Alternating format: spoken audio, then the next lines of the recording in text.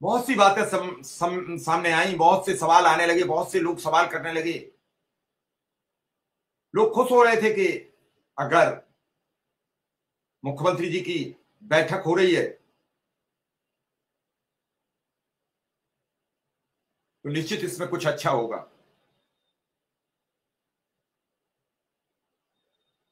खबर छपी 4 घंटे पहले, फिर छपी है। यूपी के शिक्षा मित्रों का मानदेय बढ़ेगा या नहीं। हाईकोर्ट के आदेश के बाद योगी सरकार के पास अब 3 ऑप्शन है। इलाहाबाद हाईकोर्ट ने यूपी सरकार को शिक्षा मित्रों का मानदेय बढ़ाने पर विचार करने को कहा है। ये बात हाई कोर्ट ने उत्तर प्रदेश की योगी आदित्यनाथ सरकार से कहा है कि मानदेय बढ़ाइए। प्राइमरी में कक्षा 1 से 5 तक और अपर प्राइमरी 6 से 8 तक करीब 1.5 लाख शिक्षा मित्र हैं। 8 साल से उनका मानदेय नहीं बढ़ा है। शिक्षा मित्र 10,000 रुपए पर काम कर रहे हैं। मानदेय नहीं बढ़ने और अन्य कारणों से अब तक 20,000 शिक्षा मित्र नौकरी छोड़ चुके हैं। बेसिक शिक्षा और वित्त विभाग की ओर से कुछ महीने पहले शिक्षा मित्रों का मानदेय बढ़ाने का प्रस्ताव मुख्यमंत्री कार्यालय सीएमओ भेजा गया था, लेकिन वहां से मंजूरी नहीं मिली। हाई कोर्ट के आदेश के बाद यूपी सरकार के पास क्या विकल्प बचे हैं? पहले तो यह समझ लीजिए हाई कोर्ट का आदेश क्या है। शिक्षा मित्र अगस्त 2017 से 10,000 रुपए प्रति महीने मानदेय पर काम कर रहे हैं। उनकी ओर से समय समय पर सरकार से मानदेय बढ़ाने की मांग की जाती रही।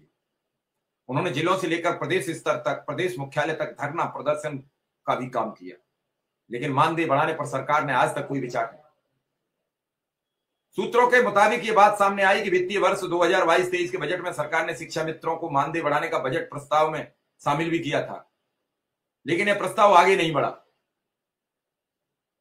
इसी बीच शिक्षा मित्रों ने मानदेय में वृद्धि के लिए इलाहाबाद हाईकोर्ट में याचिका दायर कर दी। हाईकोर्ट ने सरकार को शिक्षा मित्रों का मानदेय बढ़ाने पर विचार करने के लिए कहा। मानदेय बढ़ाने को लेकर सरकार का रुख क्या है? हाईकोर्ट के आदेश पर बेसिक शिक्षा विभाग, वित्त विभाग एवं विधि विभाग, न्याय विभाग ने भी मंथन किया। मानदेय कब से और कितना बढ़ाना है, यह भी सरकार को ही देखना है। बेसिक शिक्षा विभाग के सूत्रों के अनुसार फिर सूत्र लग गए हैं। फिलहाल मानदेय बढ़ाने का कोई निर्णय नहीं लिया जा रहा है, सूत्र घुसा है इसमें भी। बेसिक शिक्षा वित्त विभाग की ओर से फाइल पहले सीएम कार्यालय भेजी गई थी, लेकिन वहां से अब तक कोई पॉजिटिव संकेत नहीं मिला है। इसलिए अब फाइल दोबारा तभी भेजी जाएगी जब सीएमओ से प्रस्ताव मांगा जाएगा, यानी मुख्यमंत्री कार्यालय से जब अब प्रस्ताव मांगा जाएगा तभी प्रस्ताव आगे भेजा जाएगा।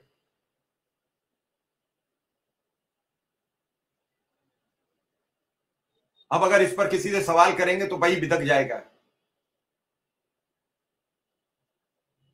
कुलदीप पति त्रिपाठी जो अपर महाधिवक्ता है, उन्होंने कहा कि हाईकोर्ट केवल मानदेय बढ़ाने पर विचार करने के लिए कह सकता है। मानदेय में वृद्धि करना या नहीं करना यह राज्य सरकार के विवेकाधिकार का है मामला। कितनी ताकत से कह रहे हैं वकील साहब जी। अगर कोर्ट ढंग से आदेश लिख दे तो सरकार नतमस्तक हो जाती है। अगर निकालने वाली बात पे आज मैं बीजेपी से सवाल करना चाहता हूं, भारतीय जनता पार्टी से, अरे महाधिवक्ता महोदय, जब सरकार ने निकालने की बात की थी तो फिर आपने कोर्ट का आदेश क्यों माना था? जवाब दीजिए। और इस बात को लेकर शिक्षा मित्रों को जवाब करना चाहिए, शिक्षा मित्रों के नेताओं को सवाल करने चाहिए कि महाधिवक्ता महोदय कह रहे हैं कि राज्य सरकार के विवेकाधिकार का मामला है, यह सरकार को उचित लगेगा तो मानदेय वृद्धि करेगी। इसका मतलब भारतीय जनता पार्टी ने जानबूझकर शिक्षा मित्रों की नौकरी का डिस्क्लोज किया, खत्म की थी। चाहते तो नहीं होती, यह तय हो गया। ये अपर महाधिवक्ता कह रहे हैं। हमारे साथ कौशल कुमार जी आ चुके हैं। कौशल जी का स्वागत है, अभी आएंगे हमारे साथ 2 मिनट में। सरकार के पास अब विकल्प क्या बचे हैं? सरकार हाईकोर्ट में जवाब पेश कर समय मांग सकती है, सरकार हाईकोर्ट के आदेश के खिलाफ सुप्रीम कोर्ट में अपील कर सकती है, या सरकार 2 से 5,000 रुपए महीने बढ़ा सकती है। हालांकि फिलहाल इसके चांस बहुत कम है। ये बातें अखबार में छपी।